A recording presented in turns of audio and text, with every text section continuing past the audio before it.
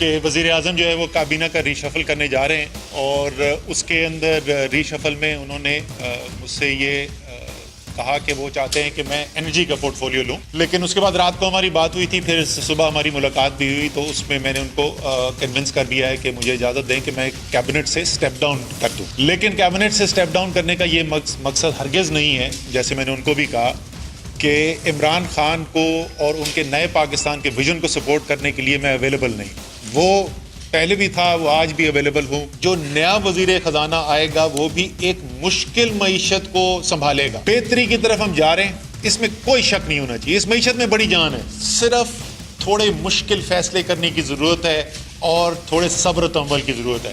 اگر ہم وہ مشکل فیصلے نہیں کرنے کو تیار اور اگر ہم تھوڑے جلد بازی کریں گے تو ہم پھر وہی اسی کھائی میں دوبارہ گرنے کا خطرہ پیدا کریں گے.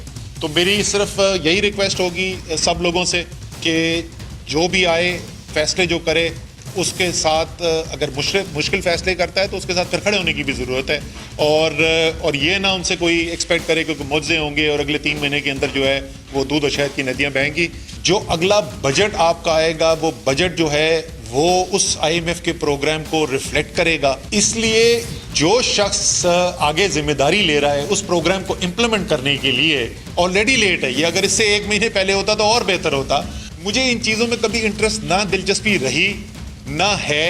مجھے آپ میں سے بہت لوگوں کے فون کالز آئے، بڑے لوگوں نے مجھے بتایا جی یہ ہو رہا ہے وہ ہو رہا ہے. میں کہتا یار میں 14 گھنٹے کام کر رہا ہوں. میں اس لیے ادھر آیا تھا کہ اگر میں کوئی کنٹریبیوٹ کر سکتا ہوں پاکستان کی معیشت کے لیے، پاکستان کے لیے عمومی طور پہ اگر کوئی کنٹریبیوشن کرتا تو میں اس لیے آیا تھا. میں تو کوئی سازشوں کا حصہ بننے کے لیے نہیں آیا تھا. اگر کوئی کر رہا ہے تو ضرور کرے. تو سچی بات ہے میں آپ سے کوئی بات چھپا کے نہیں کہہ رہا. سچی بات ہے کہ مجھے نہیں پتا کہ کوئی سازش ہوئی ہے کہ نہیں ہوئی ہے.